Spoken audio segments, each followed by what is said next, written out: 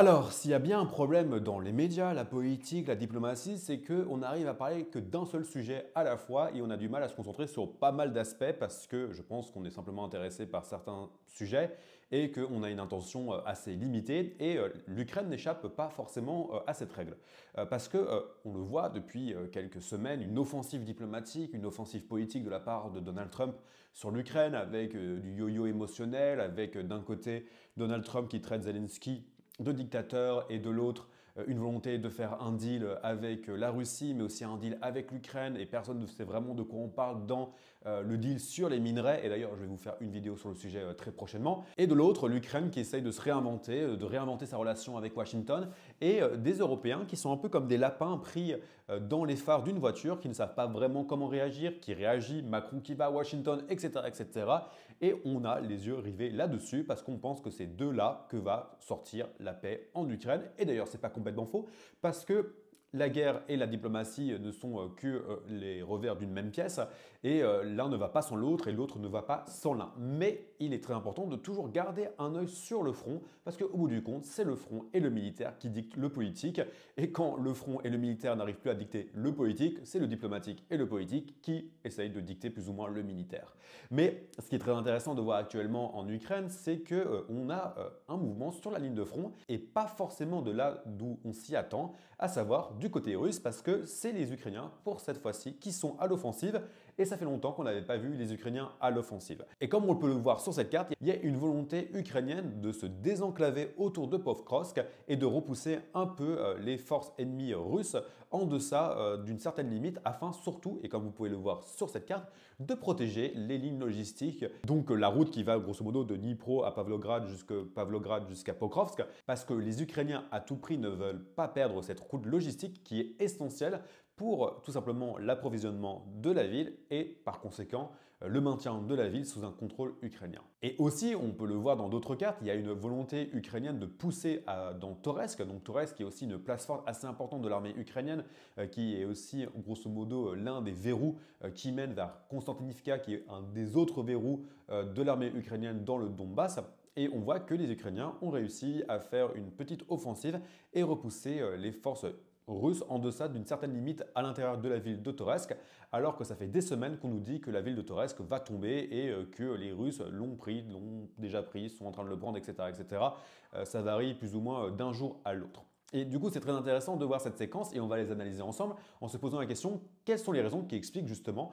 ces offensives ukrainiennes? Alors la première raison peut s'expliquer par l'arrivée à la tête des forces armées terrestres ukrainiennes d'un nouveau général, le général Drapati, qui est un très bon général ukrainien et qui est en train de réformer les brigades et notamment un peu les désenclaver du vieux système soviétique et leur permettre plus de mobilité et plus de capacité d'action. Donc c'est peut-être ça qu'on voit actuellement, une manière plus intelligente pour les brigades ukrainiennes d'opérer de manière relativement indépendante sur le front, comme ça a été d'ailleurs le cas lors de l'offensive ukrainienne à Kharkiv et à Kherson, parce que c'est plus après ces offensives-là qu'on a revu un nouveau management un peu plus dur sur l'armée ukrainienne, beaucoup plus hérité de l'armée soviétique. La deuxième raison, elle est tout simplement politique, une volonté de la part des Ukrainiens de montrer qu'on a encore des muscles, qu'on peut encore se battre et que tout ne va pas se décider autour de la table des négociations, étant donné que l'armée ukrainienne est toujours en mesure de mener des offensives certes localisées, mais toujours quand même assez importantes, et que les Russes de leur côté ne sont pas capables d'avancer, et que d'ailleurs les Russes sont beaucoup trop fatigués. Et c'est justement la troisième raison, et c'est un peu le retour d'expérience que j'ai de la part des soldats que j'ai rencontrés cette semaine, qui est de dire que les Russes se sont beaucoup trop fatigués sur Pokrovsk, avec une volonté de la part des Russes d'essayer de prendre un maximum de terrain et un maximum de territoire lors des élections américaines et avant l'inauguration de Donald Trump, pour arriver à la table des négociations avec une carte assez importante en disant on a pris tel terrain, etc. etc. Mais bon, le contre-coup, c'est que les Russes ont quand même eu des pertes assez exceptionnelles sur le front de Pokrovsk, avec notamment des estimations qui disent que potentiellement la Russie aurait perdu en simplement un mois, lors du mois de janvier, autant de soldats que la Russie lors de la deuxième guerre de Tchétchénie. Alors la quatrième raison, elle est beaucoup plus due à des questions de simplement est-ce que oui ou non la Russie est en train de se regrouper, mais surtout c'est que on a vu du côté russe des mouvements de troupes qui sont partis plutôt de la région de Pokrovsk vers la région de Toretsk et de Tchassiviar, avec une volonté peut-être de mettre plus de pression sur ces verrous-là et de manière un peu latérale, essayer de s'attaquer à l'ensemble du front. Alors, il est important de prendre en compte que Chasiviar, Toresk sont des places fortes qui risquent de tomber bientôt. Elles sont toujours en train de tenir. Moi, ça fait un an que je dis que Chasiviar va tomber toutes les semaines. Et donc, ça fait un an que je me trompe continuellement. Donc, je ne vais plus faire de prévisions à la boule de cristal parce que je ne peux pas vous dire si oui ou non Chasiviar va tomber un jour ou pas. Peut-être, c'est possible. Ça dépend de beaucoup de facteurs. Et là, pour l'instant, on n'a pas assez de retour d'expérience. Mais en tout cas, ce qui est sûr, c'est que les Russes avancent dans Chasiviar, les Russes avancent dans Toresk, et c'est aussi, comme je l'ai dit, des verrous qui vont mener vers Konstantinivka, et Konstantinivka est un verrou vers Kramatorsk, et grosso modo, si les Russes prennent Kramatorsk, il n'y a plus vraiment de contrôle ukrainien dans le Donbass, même si grosso modo, les Ukrainiens ont perdu le Donbass en 2014, mais on va dire ce qui reste grosso modo des oblasts de Donetsk et de Louhansk, même si Louhansk a plus ou moins été complètement pris, mais en tout cas ce qui reste de l'oblast de Louhansk. Ce qui reste de l'oblast de Donetsk. Et la dernière raison que je trouve assez intéressante, parce qu'on le voit actuellement aussi, justement dans cette séquence politique qui est très importante,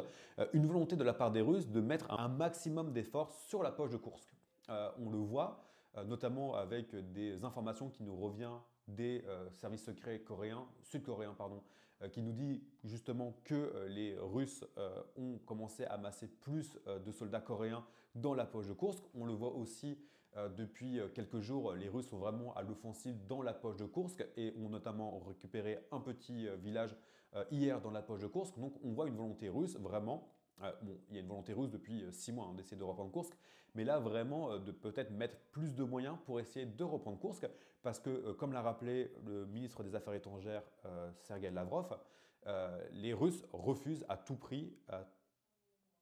de manière catégorique, de négocier sur leur propre territoire avec les Ukrainiens. Donc peut-être qu'il y aura une volonté de la part des Russes d'essayer de reprendre Kursk avant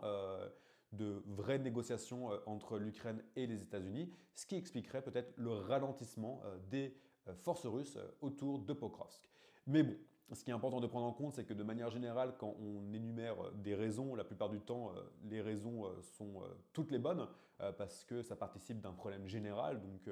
grosso modo, peut-être toutes ces explications expliquent le ralentissement de Pokrovsk du côté russe, mais aussi les offensives ukrainiennes sur Toretsk et sur le désenclavage de Pokrovsk. Mais encore une fois, c'est du commentaire à chaud sur des évolutions qui nous échappent. Mais je pense que c'est important d'en parler parce qu'on parle beaucoup de l'offensive diplomatique, mais beaucoup moins du terrain actuellement. Mais au bout du compte, c'est le terrain qui décide. Donc voilà, si cette vidéo vous a plu, je vous invite à vous abonner, mettre des likes, mettre des commentaires et on se retrouve bientôt pour une prochaine vidéo.